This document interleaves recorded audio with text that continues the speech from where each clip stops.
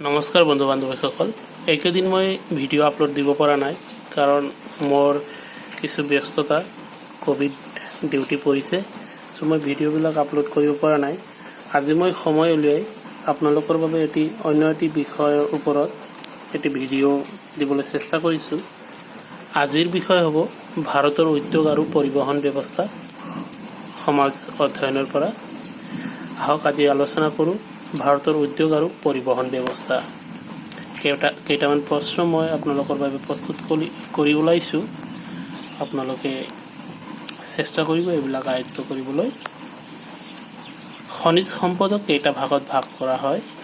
দুটা ভাগত ভাগ কৰা হয়, ধাতৱ খনিজ আৰু অধাতৱ খনিজ। ধাতৱ খনিজক কেইটা ভাগত ভাগ কৰা হয়? দুটা ভাগত, লৌহজাত ধাতৱ আৰু অলৌহজাত ধাতৱ। অধাতৱ খনিজক কেইটা ভাগত ভাগ কৰা হয়? দুটা ভাগত, ইন্ধন খনিজ আৰু অন্যান্য অধাতৱ খনিজ। আপোনালোকৰ সুবিধাৰ বাবে মই ইয়াতে এনেকৈ প্ৰস্তুত কৰি ওলাইছোঁ। খনিজ সম্পদ, ধাতৱ খনিজ, অধাতৱ খনিজ। ধাতৱ খনিজ লৌহজাত, অলৌহজাত। লৌহজাত ধাতৱ খনিজ কি হ'ব? আকৰিক, লৌহ, মেংগানিজ, নিকেল আদি লৌহজাত ধাতৱ খনিজ। অলৌহজাত ধাতৱ তাম, বক্সাইট আদি। আকৌ অধাতৱ খনিজৰ খনিজ আৰু অন্যান্য খনিজ। খনিজৰ ভিতৰত আহিব কয়লা, পেট্ৰলিয়াম, প্ৰাকৃতিক গেছ আৰু অন্যান্য খনিজত আহিব অভ্ৰ, চূণশিল, গ্ৰেফাইট আদি। পৰৱৰ্তী প্ৰশ্নলৈ আহোঁ। ভাৰতৰ সম্পদৰ ওপৰত ভিত্তি কৰি দেশখনত কেইটা খনিজ বলয় আছে? 6টা খনিজ বলয় আছে। খনিজ সম্পদৰ ওপৰত ভিত্তি কৰি পৃথিৱীত ভাৰতৰ স্থান নিৰ্ণয় কৰা। অভ্ৰ খনিজ সম্পদত পৃথিৱীত স্থান আছে ভাৰতৰ প্ৰথম, তেনেকৈ কয়লা তৃতীয়, আকৰিক লৌহ চতুৰ্থ, মেংগানিজ ষষ্ঠ আৰু এলুমিনিয়াম আছে দশম। পৰৱৰ্তী প্ৰশ্নলৈ আহোঁ। কপাহী উদ্যোগ ভাৰতত প্ৰথম কেতিয়া আৰু ক'ত স্থাপন কৰা হৈছিল? 1818 চনত কলকাতাৰ ওচৰত ফৰ্ট গ্লাষ্টাৰ নামৰ ঠাইত। বৰ্তমান ভাৰতবৰ্ষই কপাহ উৎপাদনত পৃথিৱীৰ কিমান স্থান দখল কৰি আছে? তৃতীয় স্থান দখল কৰি আছে।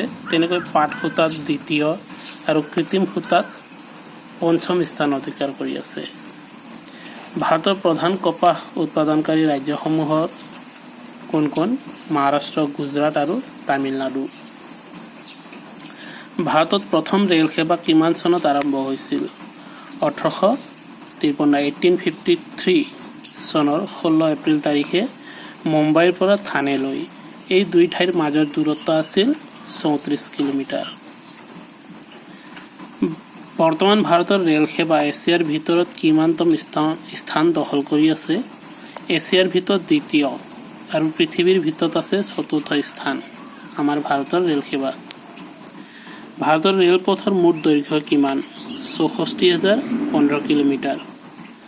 ভাৰতত কেইটা ৰেল মণ্ডল আছে? 16টা। আহক পৰৱৰ্তী প্ৰশ্নলৈ। 2011 বৰ্ষত ৰেল পৰিবহণৰ পৰা হোৱা আয়ৰ পৰিমাণ কিমান আছিল? 1,42,27,879 কোটি টকা। কোনটো ৰাষ্ট্ৰীয় ঘাইপথ ভাৰতৰ ভিতৰত দীৰ্ঘতম আৰু ইয়াৰ দৈৰ্ঘ্য কিমান? 7 নং ৰাষ্ট্ৰীয় ঘাইপথটো দৈৰ্ঘ্যতম ৰাষ্ট্ৰীয় ঘাইপথ বুলি জানো আমি। ইয়াৰ দৈৰ্ঘ্য হৈছে 2,369 কিলোমিটাৰ।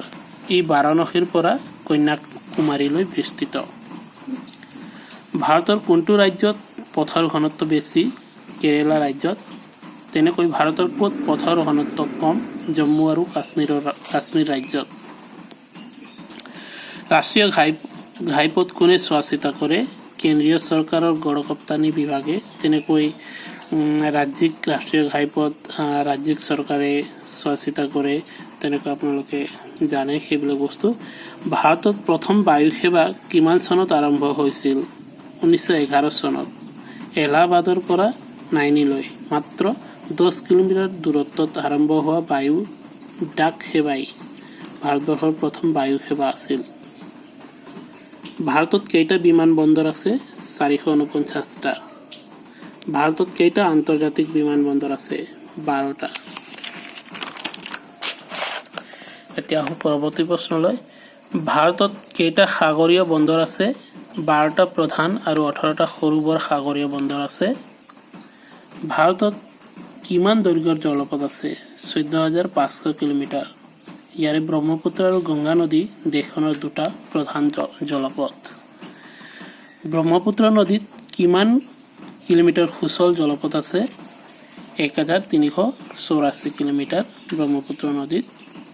ব্ৰহ্মপুত্ৰ নদীত কিমান কিলোমিটাৰ আভ্যন্তৰীণ জলপথ আছে 891 কিলোমিটাৰ শদিয়াৰ পৰা ধুবুৰীলৈ ভাৰতৰ ক'ত প্ৰধানকৈ বস্ত্ৰ উদ্যোগসমূহ অৱস্থিত মুম্বাই আৰু আহমেদাবাদ অঞ্চলত অসমৰ পৰা যোৱা পাইপলাইনটোৰ নাম কি উজনি অসমৰ তৈলক্ষেত্ৰৰ পৰা কানপুৰৰ পৰা গুৱাহাটীৰ পৰা বাৰাউনী আৰু এলাহাবাদলৈ যোৱা পাইপলাইনটো হৈছে অসমৰ পৰা যোৱা পাইপলাইন বন্ধু বান্ধৱীসকল মই আপোনালোকৰ বাবে বহুতো প্ৰশ্ন মই প্ৰস্তুত কৰি ওলাইছোঁ কিন্তু সময়ৰ অভাৱৰ বাবে মই আপলোড দিব পৰা নাই আগন্তুক দিনত মই ভিডিঅ'বোৰ আৰু এই প্ৰশ্নবোৰ আপোনালোকক মই শ্বেয়াৰ কৰিম আপোনালোকে মোৰ এই চেনেলটো ছাবস্ক্ৰাইব কৰি দিয়ক লগতে ভিডিঅ'টো যিমান পাৰে শ্বেয়াৰ কৰি দিয়ক ধন্যবাদ নমস্কাৰ